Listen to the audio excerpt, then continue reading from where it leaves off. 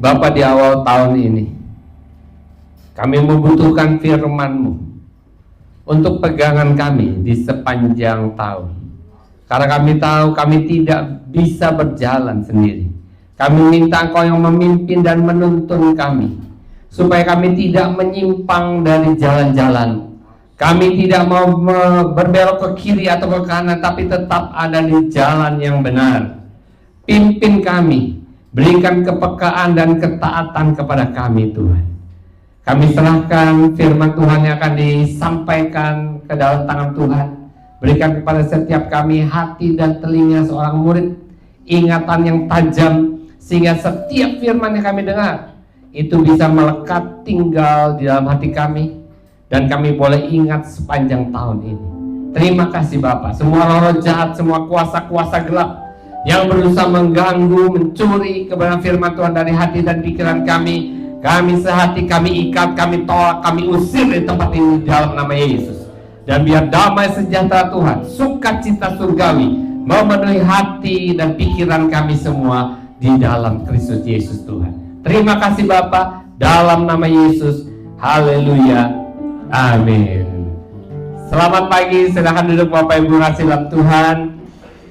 Saya rasa belum terlambat saya ucapkan Merry Christmas untuk yang belum pernah ketemu sama saya, mungkin baru pulang dari liburan. Ada? Merry Christmas dan Happy Blessed New Year buat saudara semua. Amin. Nah, saya percaya walaupun dunia ini menurut 2 Timotius pasal yang ketiga itu akan terus menurun, tidak akan semakin membaik, tetapi buat kita orang-orang percaya, orang-orang yang telah ditebus oleh darah Kristus, kita akan terus dipulihkan. Kita akan terus naik. Kita akan terus dimurnikan dan akan muncul sebagai emas yang murni. Dan tema kita di sepanjang tahun 2026 ini adalah Experiencing God, Living Fruitfully. Artinya mengalami Tuhan sepanjang tahun ini dan berbuah lebat di dalam Tuhan. Dan janji Tuhan ini akan kita ingat melalui Yohanes pasal yang ke-15 ayat yang ke-5 sampai ayat yang ke-8. Saya minta tolong ditampilkan Yohanes pasal yang ke-15 ayat yang ke-5 sampai ayat yang ke-8. Saya tunggu sebentar supaya kita bisa baca bersama-sama. Yohanes 15. Bukan Yosua, Yohanes. Yohanes pasal yang ke-15 ayat yang ke-5 sampai ayat yang ke-8. Oke. Kita akan baca ayat ini bersama-sama, ayat 5 sampai 8. 1, 2, 3. Akulah pokok anggur dan kamulah ranting-rantingnya. Barang siapa tinggal di dalam aku dan aku di dalam dia, ia berbuah banyak. Sebab di luar aku kamu tidak dapat berbuat apa-apa. 6. Barang siapa tidak tinggal dalam aku, ia dibuang keluar seperti ranting dan menjadi kering. Kemudian dikumpulkan orang dan dicampakkan ke dalam api lalu dibakar. 7.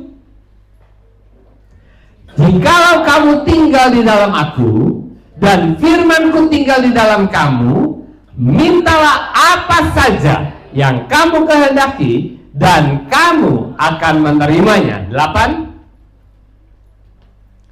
Dalam hal inilah Bapakku dipermuliakan, yaitu jika kamu berbuah banyak, dan dengan demikian kamu adalah murid-muridku. Amin. Ya, Bapak Ibu Saudara, dalam hidup kita semua orang itu ada hal-hal yang sangat penting, esensial, hakiki, harus ada dalam hidup kita.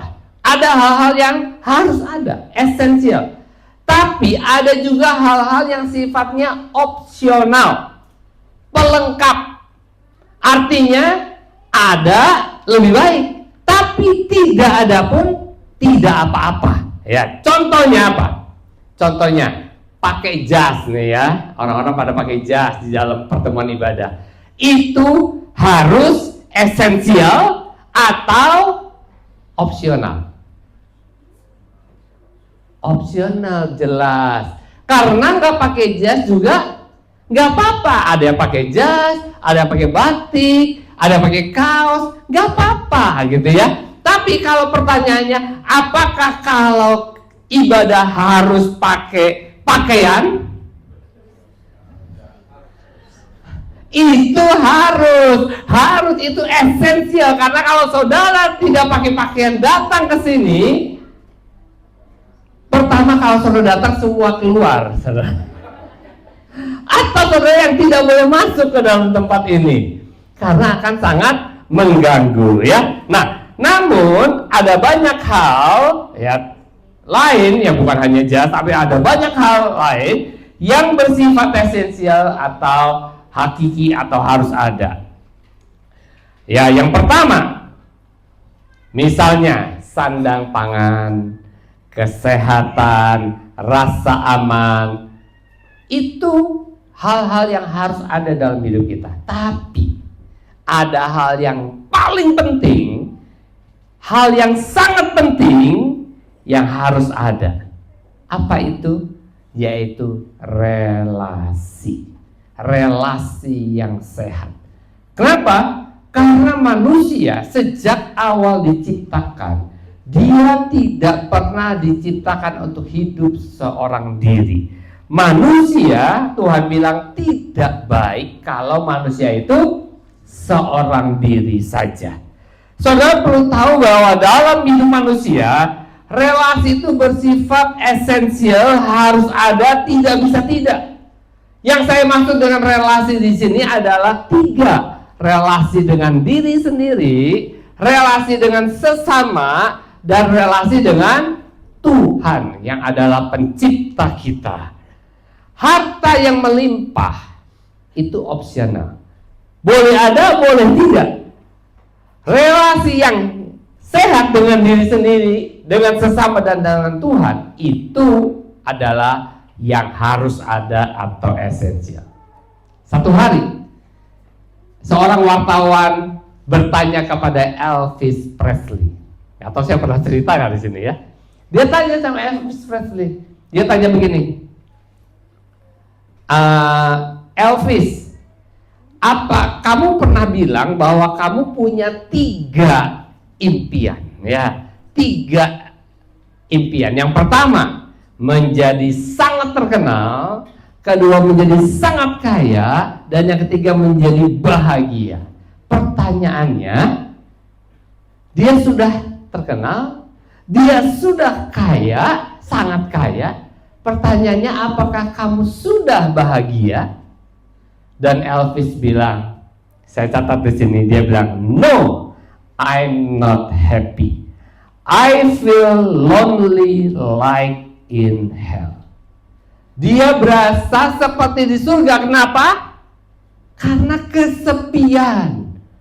Di tengah hartanya yang melimpah, di tengah ketenarannya yang luar biasa, dia merasa kesepian dan dia merasa seperti di dalam neraka. Kenapa?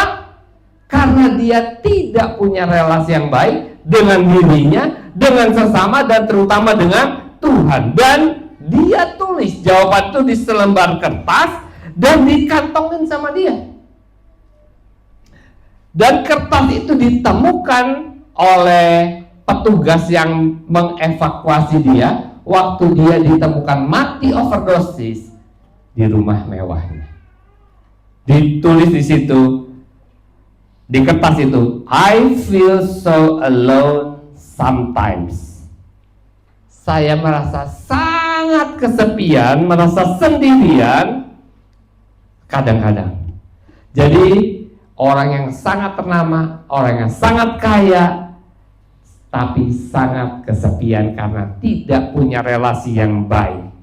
Sekali lagi, relasi dengan diri sendiri, sesama, dan terutama dengan Tuhan harus jadi hal yang esensial, hal yang jadi prioritas utama dalam kehidupan kita di tahun 2026 ini.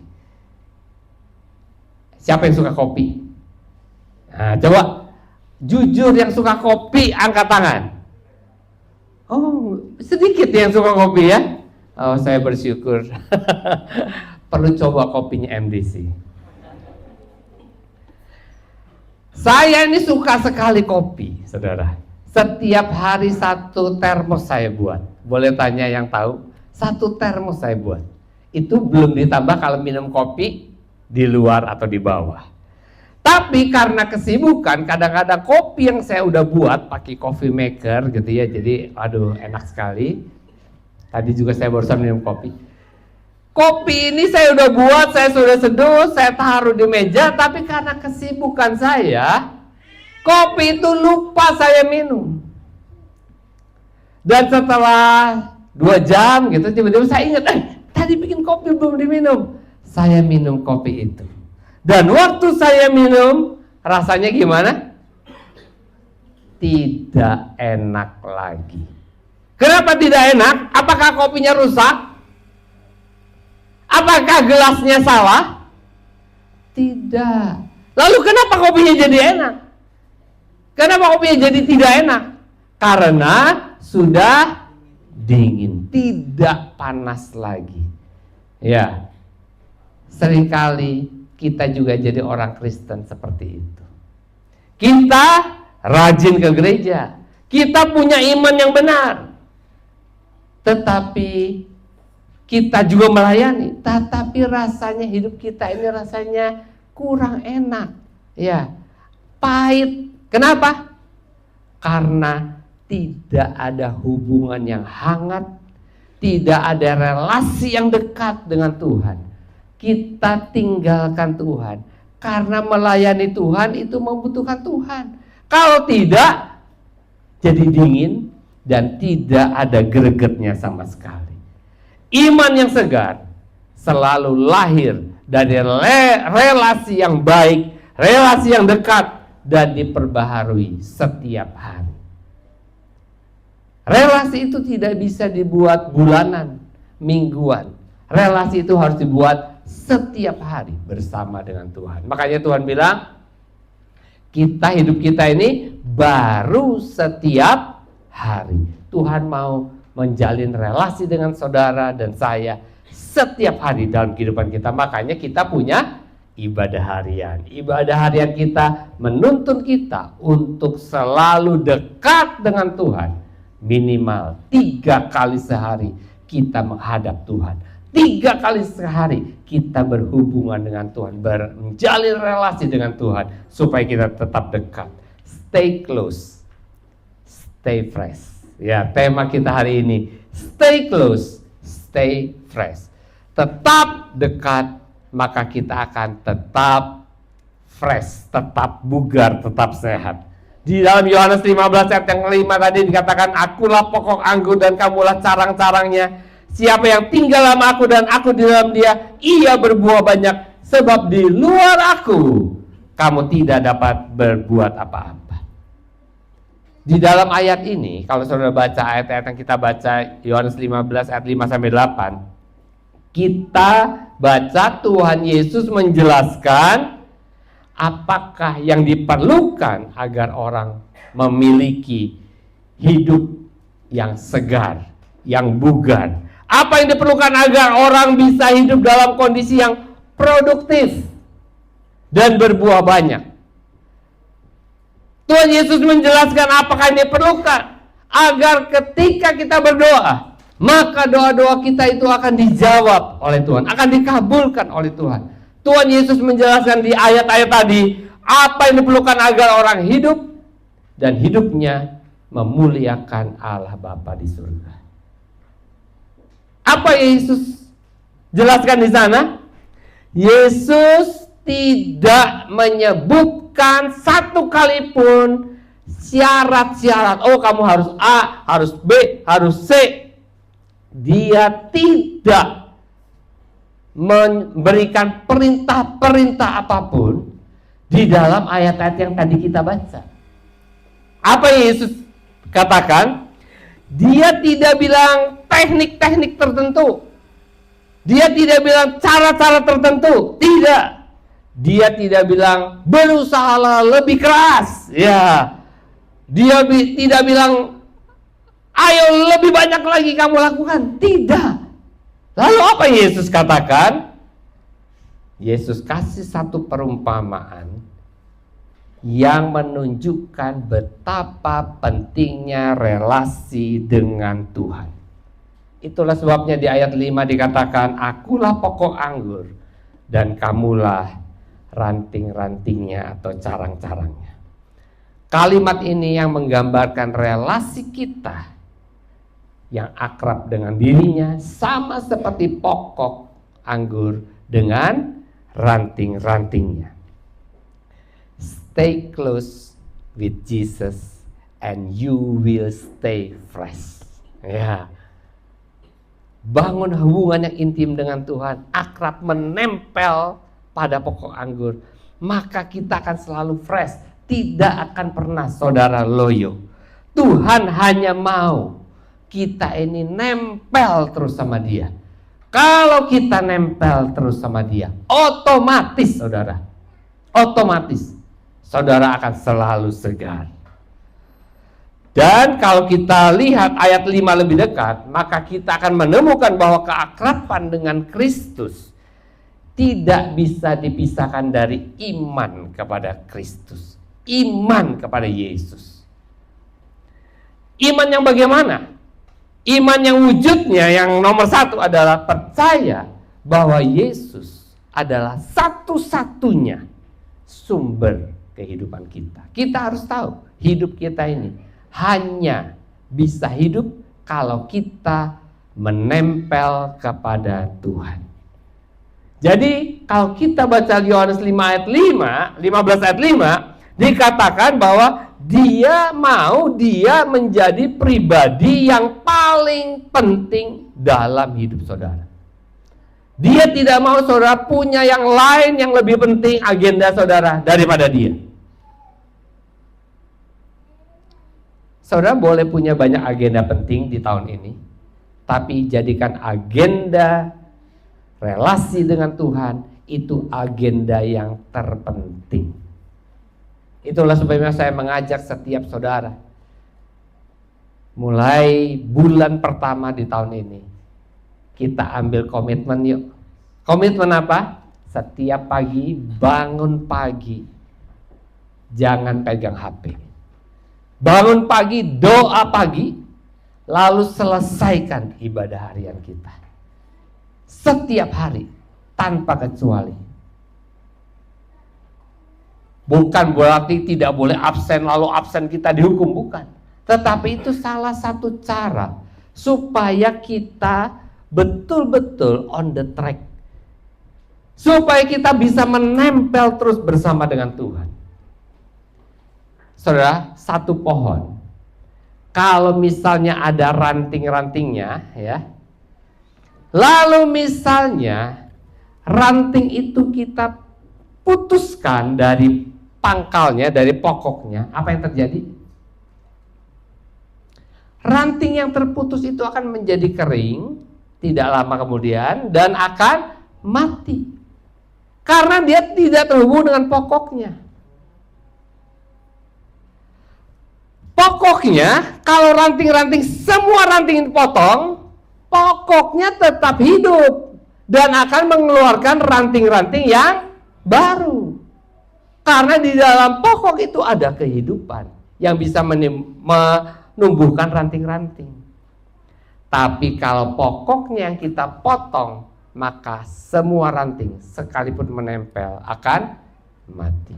Itu artinya kehidupan ranting itu bergantung sepenuhnya pada pokok. Itulah sebabnya Yesus memberikan ilustrasi ini, perumpamaan ini, supaya saudara semua dan saya, kita tahu bahwa kehidupan rohani kita hanya bergantung sepenuhnya kepada hubungan kita dengan Kristus. Ranting setiap hari, setiap pagi, dia tidak ngomong sama dirinya, hari ini aku harus berbuah, hari ini aku harus tambah besar. Tidak. Ranting tidak pernah berusaha supaya dia tambah besar dan berbuah. Karena ranting tidak punya kemampuan untuk bertambah besar dan menghasilkan buah. Tidak. Ya.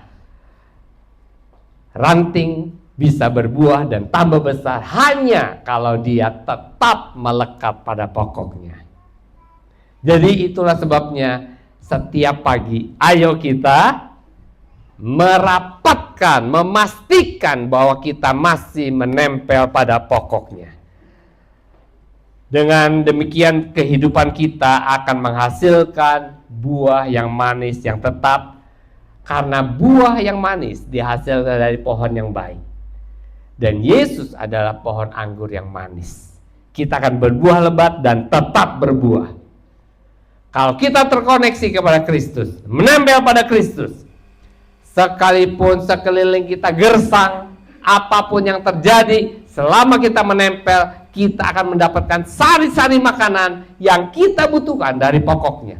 Dunia ini tidak semakin baik, saudara. Tapi kalau saudara menempel pada Yesus, saudara akan tetap mendapatkan segala sesuatu yang saudara butuhkan untuk hidup. Jadi, relasi yang harmonis dengan Tuhan dimulai dengan percaya bahwa Tuhanlah menjadi pribadi yang terpenting dalam kehidupan kita. Tanpa Dia, kehidupan kita tidak akan pernah berbahagia. Michael Jackson, tahun 1993, dia sempat diwawancarai oleh Oprah Winfrey, ya, Oprah Winfrey, 1993. Waktu diwawancarai, ya, Oprah Winfrey sempat bertanya sama dia. Dia sempat bertanya, "Are you really happy now?" Ya, karena dia punya, saudara tahu dia punya Neverland Ranch, itu luasnya 2,7 hektar. Sangat mewah, isinya ada kebun binatang, ada tempat mainan anak-anak. Pokoknya itu sekarang jadi tempat wisata yang sangat terkenal, sangat kaya. Dia tinggal di sana. Ditanya, "Are you really happy now? Because you seem sad for a long time." Apakah kamu sudah bahagia sekarang? Sudah punya semua yang kamu inginkan? Karena kamu kelihatannya tidak bahagia selama ini. Dan dia bilang apa? "I was sad for years and years and years, but I'm happy." Saya sedih bertahun-tahun katanya, tetapi saya sekarang bahagia. Dia ralat, getting. Dia bilang getting, yes, I'm very happy. Jadi artinya dia bilang saya bahagia, menuju bahagia, ya. Diralat lagi, I'm very happy. Jadi sebenarnya dari jawaban-jawabannya tidak pasti ini kita tahu dia tidak yakin apakah dia betul-betul bahagia atau tidak. Tapi kita tahu dia tidak bahagia. Dari mana kita tahu tidak bahagia? Karena ketika dia mati karena overdosis obat penenang yang diberikan oleh dokter pribadinya. Tidak mungkin orang yang happy harus minum obat penenang supaya bisa tidur. Ada di sini kalau mau tidur minum obat penenang? Ada? Di mana? Pakai baju apa? Ya.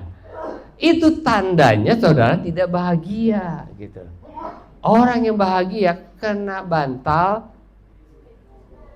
pelor katanya, nempel langsung molor. Ya.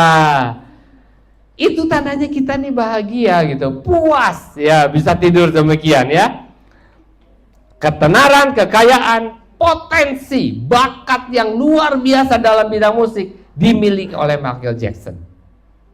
Tetapi semua itu walaupun sangat luar biasa, ternyata tidak dapat mendatangkan kebahagiaan buat orang seperti itu. Jadi jangan contoh, jangan cari yang dimiliki oleh Elvis Presley, Michael Jackson. Mereka punya semuanya yang saudara tidak punya. Tetapi mereka tidak punya kebahagiaan. Kebahagiaan tergantung hari hubungan kita dengan Yesus. Apakah wujud dari keakraban dengan Tuhan?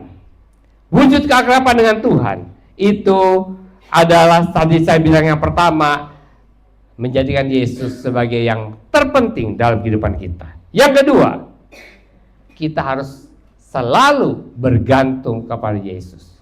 Kita harus selalu bergantung kepada Yesus. Sebab Alkitab bilang, di luar aku, Yesus ngomong, di luar aku kamu tidak bisa berbuat apa-apa. Ucapkan bersama saya. 1, 2, 3. Di luar aku kamu tidak bisa berbuat apa-apa. Di luar Yesus kita tidak bisa berbuat apa-apa. Ini bukan ini bukan penghinaan. Tuhan tidak menghina kita. Ini undangan, pemberitahuan bahwa Tuhan mau kita bergantung, bersandar, menempel sepenuhnya kepada Kristus Yesus saja. Bayi, saudara, bayi yang baru lahir, dia, bayi yang sehat, tidak pernah takut menangis. Setiap kali dia punya kebutuhan apapun, apa yang dia lakukan? Nangis. Kenapa dia nangis? Menunjukkan ketergantungannya kepada orang tuanya. Bahwa dia bilang, aku tidak bisa apa-apa, aku hanya bergantung kepada orang tuaku. Kenapa banyak orang Kristen yang sudah dewasa rohani mundur? Karena merasa sudah kuat. Merasa tidak perlu lagi bergantung sama Tuhan. Aku bisa. Dan justru kalau kita merasa bisa, kita akan jatuh. Tuhan bilang, di luar aku kamu tidak bisa berbuat apa-apa. Kita harus seperti bayi itu, yang setiap kebutuhan kita harus tahu itu hanya bisa kalau kita menempel sama Tuhan. Jangan merasa kuat kalau saudara sendirian. Tidak ada yang dapat berdiri seorang diri. Jangan terlalu bangga, jangan sombong kalau saudara sudah dipakai oleh Tuhan, karena tidak ada Superman. Tidak ada satu orang pun yang bisa punya kuasa, bisa melawan setan kalau dia berdiri sendiri. Hanya kalau dia bersama dengan Tuhan, kata Tuhan, kamu akan lakukan perkara-perkara yang besar, perkara-perkara yang gagah perkasa, kalau kita bersama dengan Tuhan. Pertanyaannya buat kita semua, apakah kita lebih percaya kepada pengalaman kita? Uang kita? Jabatan kita? Status kita? Atau kita lebih percaya penyertaan Tuhan dalam hidup kita? Ketergantungan kepada Tuhan itu bukan bentuk kelemahan, tapi ketergantungan kepada Tuhan itu bukti bahwa kita dewasa rohani. Orang yang dewasa rohani, dia selalu bergantung kepada Tuhan. Yang ketiga, yang terakhir, kita harus percaya bahwa kita harus senantiasa hidup dalam relasi dengan Kristus. Dikatakan, siapa yang tinggal di dalam aku, tinggal di dalam aku. Bukan sekali-kali datang. Tinggal artinya menetap. Diam di dalam, tidak keluar masuk. Ya. Siapa yang tinggal di dalam aku dan aku di dalam dia, apa yang terjadi? Alkitab bilang, ia berbuah banyak. Makanya Tuhan mau kita terus-menerus rutin menjalin hubungan dengan Tuhan. Ibadah minggu itu jangan pernah absen. Karena apa? Apakah ibadah minggu harus? Harus, saudara. Kenapa? 1 minggu dibuat Tuhan 7 hari. Dia minta 1 hari kita spesialkan untuk Tuhan. Artinya minggu apa? Dari Domingos. Artinya harinya Tuhan. Tuhan mau kita mengkhususkan 1 hari untuk Tuhan. Ada perjanjian antara Tuhan dengan umatnya. Kalau saudara umatnya, ada perjanjian yang Tuhan minta. Dia minta kita bersekutu bersama-sama bukan sendirian di rumah, bersekutu bersama-sama di mana Tuhan hadir di dalam pertemuan itu dan Tuhan akan menyatakan kehendaknya. Dia akan hadir untuk menyatakan kuasanya, menyatakan kasihnya kepada kita semua. Jadi jangan sampai saudara absen. Saya mau pergi ke Malang, adik saya mantu, tanggal 5 sampai tanggal 17, kalian pengumuman ya, supaya nggak tahu. Tapi saya sudah bilang saya mau ibadah, hari Minggu saya harus ibadah. Mungkin saya nggak bisa ikut kesan, nggak bisa pelayanan, tapi ibadah harus. Dimanapun saya berada, kalau hari Minggu, buat saya itu hari ibadah. Itu jauh lebih penting daripada mantunya adik saya. Gitu. Walaupun tujuan saya ke sana, tetapi ibadah tidak bisa ditinggalkan. Yang kedua, itu mingguan. Yang harian juga. Harian itu seperti saudara makan 3 kali sehari. Apakah saudara bisa makan 1 kali 2 bakul untuk 1 minggu? Ada yang bisa? Stok buat 2 minggu males makan, males masak. Makan 2 bakul. Nggak bisa saudara. Kita butuh asupan sehari itu 3 kali. Sekali-kali puasa untuk tujuan rohani, oke.